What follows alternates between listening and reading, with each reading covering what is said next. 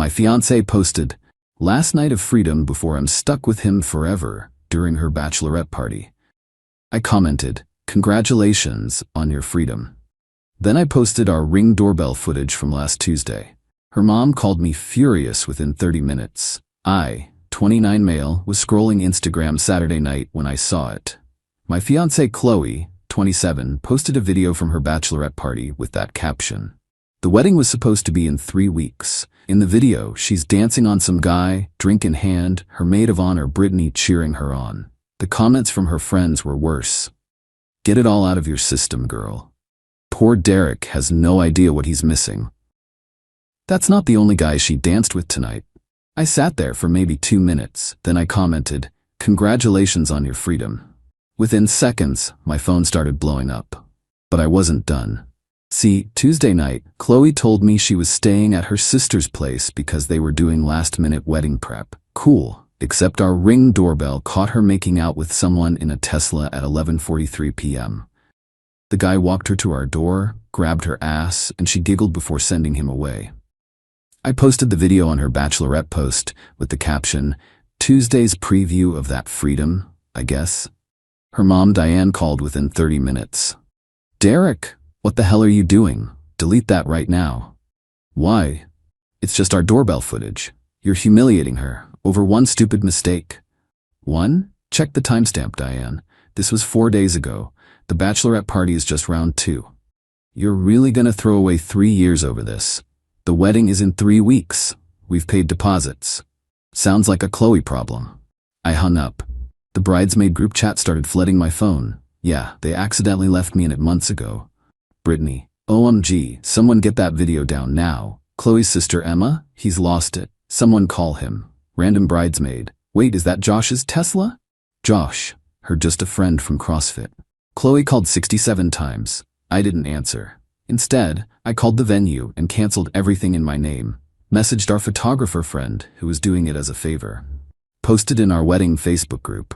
"Wedding's off. Refunds will be processed for gifts already sent." Then I packed a bag and went to my brother's place. Update 1, woke up to the extinction burst. Wait, no, scratch that. Too predictable. Woke up to something worse. Chloe had orchestrated a whole response campaign. She posted a Notes app apology about how I misunderstood the situation and was too insecure to handle her having male friends. But here's the thing about Chloe. She's not as smart as she thinks. She included in her post, "Derek has always been controlling about Josh even though nothing ever happened. Except I'd never mentioned Josh's name anywhere." She just outed herself. The comments started turning. Wait, how did she know it was Josh in the video? Girl, this isn't the defense you think it is. So Tuesday wasn't wedding prep? Then Josh's girlfriend commented, "That's where you were Tuesday?" The post got deleted real quick. But Diane wasn't done. This woman showed up at my brother Tony's apartment with Emma and Chloe's dad Robert. Tony filmed through the peephole. Legend. "We know he's in there. We need to talk like adults." Tony, "He's an adult. You raised a cheater. Goodbye. Open this door right now." "Sir, I will call the cops. Your daughter played stupid games." They left after neighbors started poking their heads out. But the real kicker came that afternoon. Chloe Venmo'd me $2,500 with the message for my half of deposits. I sent it back with, "Keep it, consider it a freedom tax." She sent it again with, "Stop being petty." Sent it back, "Stop being a cheater." This went on 8 times before Venmo temporarily suspended both our accounts for unusual activity. LMAO. That evening, my phone rang from an unknown number. I almost didn't answer, but something told me to. It was the venue coordinator, Monica. "Hi Derek, I'm calling about the cancellation. Diane just came here demanding we refuse your cancellation because she's paying for it. I'm the one who signed the contract." That's what I told her. She then tried to book the same date under her name. But here's the thing, Josh and his girlfriend had literally just left. They booked it for their makeup engagement party. I almost choked. What? Yeah, apparently they're working through things. His girlfriend was very loudly explaining how her boyfriend's homewrecker phase was over. The karma was instant. Update 2. Monday morning, I went back to our apartment while Chloe was at work. Time to pack my stuff, except I found her there with 3 suitcases, loading up her car. "Taking a trip?" I asked. She jumped. Derek, you scared me. It's my apartment. I'm going to stay with my parents for a bit, give you space to think. Already thought? We're done. Her face crumpled into tears, but not sad tears, angry tears. 3 years. You're throwing away 3 years over one kiss. 2, at minimum, that I know of. It didn't mean anything. Josh is just, he's going through stuff with his girlfriend, and decided to go through you to get over it? She got nasty then. You know what? Yeah, he did. Because he actually makes me feel wanted. You've been so focused on your stupid promotion that you barely touched me for months. I was working overtime to pay for our wedding. Whatever, you're boring anyway. Josh has a boat. A boat. She threw away our relationship for a dude with a boat. Cool. Enjoy the boat. I'll enjoy keeping my dignity. She tried to storm out dramatically, but her suitcase wheel got caught on the door frame. She had to awkwardly yank it free. Killed the whole exit. 20 minutes after she left, I got a text from an unknown number. It was Josh. Hey man, I know this is awkward, but can you tell Chloe to stop calling me? I'm trying to fix things with my girl and she won't leave me alone. I screenshot it and sent it to Chloe with, looks like the boat has sailed. She called immediately. You think you're so funny. You contacted him, didn't you? You threatened him. Chloe, I literally don't care enough about Josh to threaten him. He's just not that into you. He said he loved me. Tuesday? Yes. The same Tuesday he's now calling a mistake to his girlfriend? Silence. Face it, Chloe. You were his side piece. He was never leaving her for you. She hung up, but the entitlement wasn't over. That afternoon, I got an email from Diane. A 4-page email about how I was emotionally abusive for exposing Chloe. How marriage is about forgiveness. How her daughter deserves better than someone who would publicly shame her. A detailed breakdown of all the money they'd spent on the wedding. A threat to sue me for defamation. I forwarded it to my lawyer friend Marcus. Yeah, I know, cliché lawyer friend, but he owed me for setting him up with his wife. His response, oh, she thinks doorbell footage is defamation? Let her try. That night, the flying monkeys arrived. Her cousins, her work friends, people I hadn't talked to in years all suddenly messaging me about how I was harsh and should hear her out. My favorite was from her college roommate. Derek, Chloe's just a free spirit. She needs someone who understands her energy. I replied, her energy should try paying rent then, because she's not living here anymore. Update 3. Wednesday got dark, not gonna lie. I came home from work to find my gaming setup destroyed. My PS5, monitors, the custom PC I'd built, all smashed. There was a note. Oops, I was getting my things and accidentally knocked it over. See, accidentally, right? That's why there were clearly heel marks on my graphics card. I called the cops, filed a report. The officer looked at the damage and literally said, this is the 3rd vengeful X case today. Full moon must be coming. But Chloe messed up. She posted an Instagram story an hour before of her and Brittany doing margaritas at a place downtown. Timestamped. She wasn't even at the apartment when it happened. The security footage from our building showed Emma using Chloe's key. She wasn't as careful as she thought. Her face was clear as day. I sent the footage to both sisters with, Emma, you've got 24 hours to pay me $3,800 for the destroyed items, or I press charges. Chloe, your sister just committed a felony for you. Hope it was worth it. Diane called immediately. You wouldn't dare involve the police. Watch me. Emma was just helping her sister. Emma committed breaking and entering and destruction of property. She had a key to retrieve Chloe's items, not destroy mine. That's still illegal, Diane. The next morning, $3,800 appeared in my Venmo from Emma with the note, I'm sorry. But they weren't done being entitled. Oh no. Chloe started telling everyone I was financially abusing her by kicking her out. She conveniently forgot to mention she never paid rent because saving for the wedding was more important.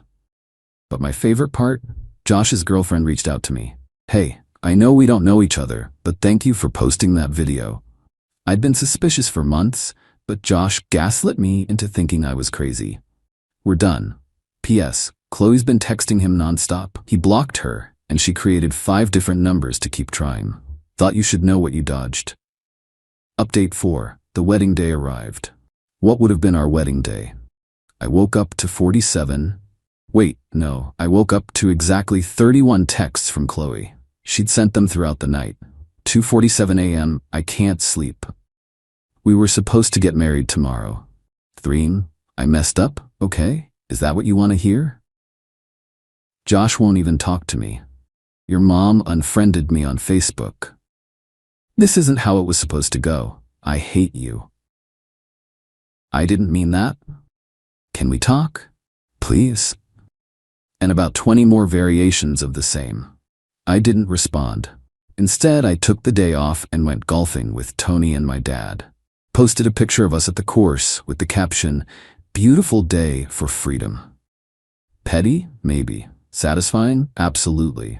But Chloe wasn't done. She showed up at the apartment that evening in her wedding dress. The actual wedding dress. "I wanted you to see what you're giving up," she said when I opened the door. "A $3,000 dress you insisted on buying even though we agreed on a budget? It's symbolic." Of what? Your inability to stick to any commitment? She tried to push past me into the apartment. "This is still my home." "No, it's not. You haven't lived here in a week. You never paid rent. Your name isn't on the lease. We were together for 3 years, and you threw it away for a guy with a boat who doesn't even want you." The neighbors were starting to stare. Mrs. Patterson from 4B was straight up filming. "Let me in, Derek. We need to talk." "We really don't." I'll scream. "Go ahead. Mrs. Patterson is already filming. Would love to see you explain the wedding dress to the cops." She stood there for another minute, then ripped off the veil and threw it at me. "You're going to regret this." "The only thing I regret is not seeing who you really were sooner." She left, but not before trying to key my car, except she grabbed the wrong keys from her purse and tried to use her gym membership tag. The scratching sound of plastic on paint was pathetic. Final update. So here's where it all landed. Chloe moved back with her parents. According to mutual friends, she's already on dating apps with photos from our couple's trips cropped to remove me.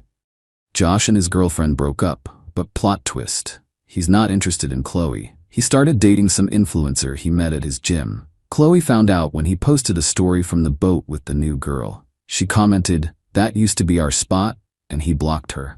Emma had to pay me the $3,800, but then tried to sue me in small claims court for emotional distress. The judge literally laughed. Case dismissed. Diane sent me one last email about how I'd never find another woman like her daughter. I replied, "That's the point." The venue coordinator, Monica? She sent me a bottle of champagne with a note, "For dodging that bullet. P.S. Diane tried to leave us a 1-star review, but forgot she never technically booked anything."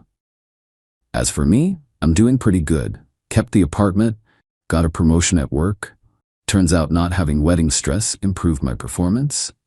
And started dating Rachel from my running club. She thinks the whole story is insane and brings me coffee with "Not Josh's boat" written on it. The best part? Last week, I ran into Chloe at the grocery store. She was with Brittany, who immediately tried to pull her away.